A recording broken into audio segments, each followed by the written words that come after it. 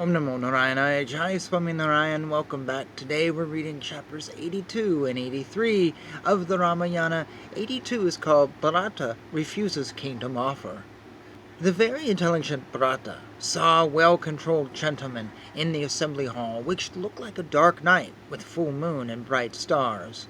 After the entry, the seats were occupied according to their rank, and the assembly looked splendid with people who were dressed in costly garments and applied unguents with a good scent. The intensely splendid assembly with the multitude of learned people looked like the autumnal night with the full moon. The chief priest, who was an expert in Dharma, having seen the king's subjects, spoke in a very gentle way to Bharata. "Dear child, the King Dasartha, following all the tenets of Dharma, has conferred this vast kingdom abounding in wealth and grains on you before going to heaven. Rama, abiding by the truth and constantly remembering the path of dharmic people, did not move away from the wishes of his father, like the rising moon which does not move away from the moonlight. This kingdom has been awarded to you by your father as well as your brother, completely removed of its thorns. Please crown yourself quickly as its king and enjoy it along with the chosen ministers of your choice. Let the kings from the north, west as well as south, and the kings of bordering kingdoms, and from the islands of the sea, bring crores of very costly jewels." Hearing those words, Bharata was immersed in the sea of sorrow, and wishing for Dharma reached by his mind Rama, that young man who has a sweet voice like a swan, with a sweet voice choked by sobs, lamented in the middle of that assembly, and found fault with the chief priest Vashishta. "How can a man like me seize the kingdom from the very knowledgeable Rama, who observes the penance of the Brahmacharya, who knows all branches of learning, and who is trying to protect Dharma? How can anyone born to King Dasartha become an usurper of a kingdom? Me and this kingdom belong to Rama. It is only proper for you to tell about this. The son of the Kakusya clan, the soul of Dharma, the eminent and eldest son Rama, who is comparable to Nahusha and Dilipa, only merits to get this kingdom as was received by King Dasartha. If I do this sin, which is an ungentlemanly, wicked act, not leading to heaven, in this world I would become the disgrace to the Ikshvaku clan. This sinful act done by my mother is always distasteful to me, and from here I am saluting my brother who is in the inaccessible forest. As Rama is the best among those who walk with two legs, I would follow him. In all the three worlds, only Rama deserves to get this kingdom." All the members of the assembly, hearing these words of Dharma, fixing their thought on Rama, shed tears of joy. "If I am not able to bring back my esteemed brother, I shall also dwell in the forest like Lakshmana. I would use all possible methods to bring him back with force, and come in the presence of all of you who are pious men. I have already dispatched explorers and protectors of the path, as well as those who would assist them for wages or without wages, and it pleases me to take this journey." The lover of his brother and the soul of Dharma, that Bharata, after telling this, told Sumantra, who was an expert in counseling and was standing nearby, "O Sumantra, get up and go, and speedily arrange for the army to be assembled to go on this expedition as per my order." When the great Bharata told like this to Sumantra, with great joy he fulfilled those commands. The citizens were greatly pleased to know that the army and its chiefs had been ordered on a journey to bring back Rama. In each and every house, when the wives of soldiers came to know about the orders for the journey, with great joy they hastened up their husbands. Those chiefs of the army collected horses, fast-moving bullock carts, fast-moving chariots, and soldiers of the army as ordered. Bharata, who was in the presence of his guru, having seen that the army was assembled, requested Sumantra to get ready his chariot. He heard the order of Bharata with great joy, and harnessed the chariot with excellent horses. Then Bharata, who was steadfast in his words, who was greatly valorous, and one who spoke with proper words, and one who wanted to please his brother who had gone to the forest, said, O Sumantra, go to the chiefs of the army and order them to assemble the army so that I can start to go for wishing to ask for forgiveness and then to bring back my brother who is in the forest for the sake of the welfare of the world.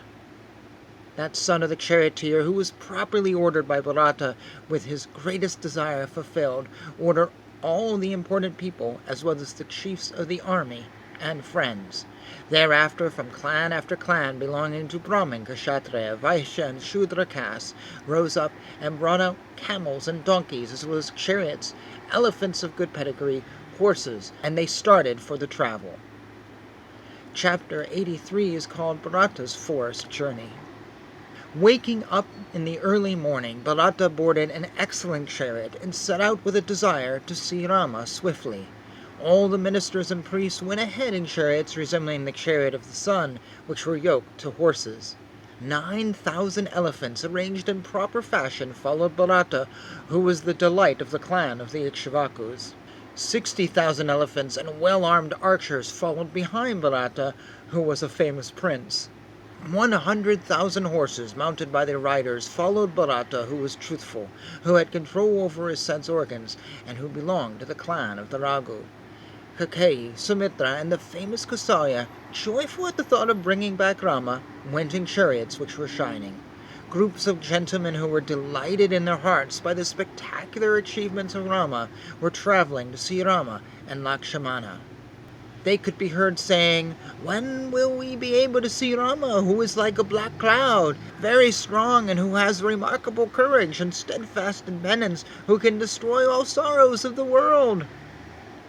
"As soon as we see Rama, all our sorrow will vanish, like the darkness vanishing on seeing the sun." The people of the town on their way narrated to each other achievements of Rama, and also hugged each other joyfully. Those others who were close to the family of the king, merchants as well as other citizens, went along with delight to see Rama again.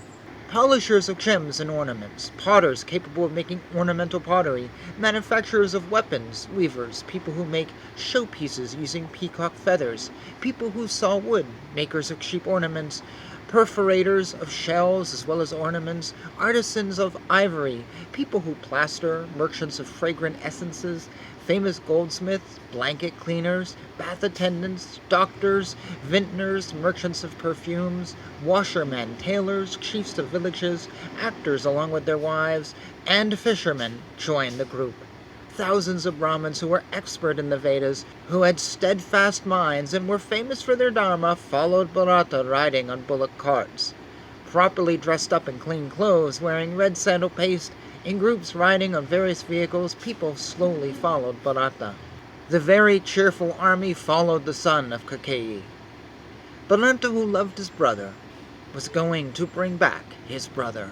Traveling on chariots, carts, elephants, and horses for a long distance with great difficulty, they reached near Shringaberipura, which was near the Ganges River, which was a city ruled vigilantly by Rama's friend, the valiant Guha, who was living there with his relatives. The army, accompanying Bharata, reached the river Ganga, frequented by Chakravaka birds, and halted on its banks.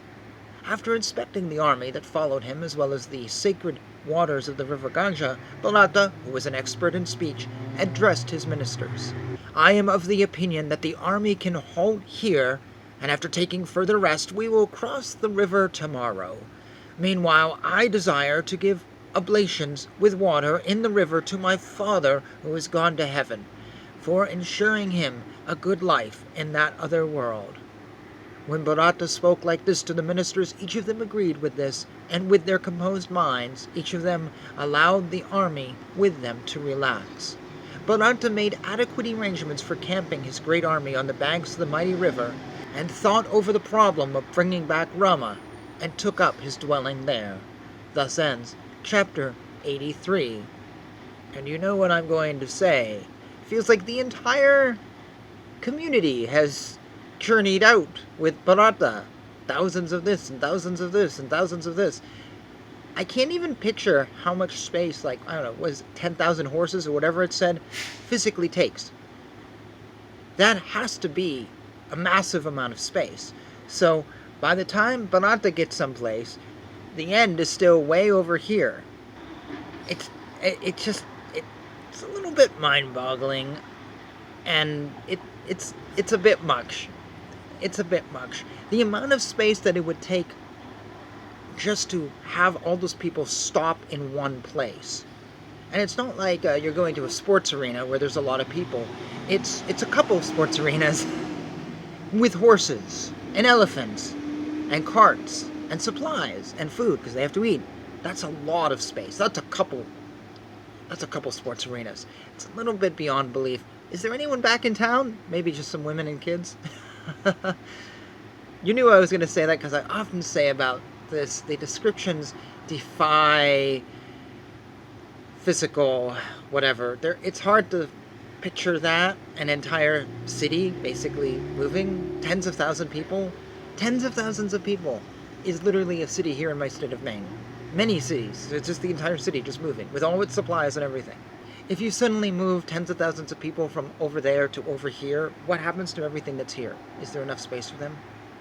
Whatever. I don't really have any other comments for this, so I had to kind of pick up on this physical question. Such is life. Thank you so much for watching. If you have any comments or anything you'd like to say about these chapters, feel free to do so down below. You know the routine by now. And in the next chapter, we get to meet again Guha, who was kind of fun the last time we saw him. So until then, thanks for watching. Jai Shri Krishna.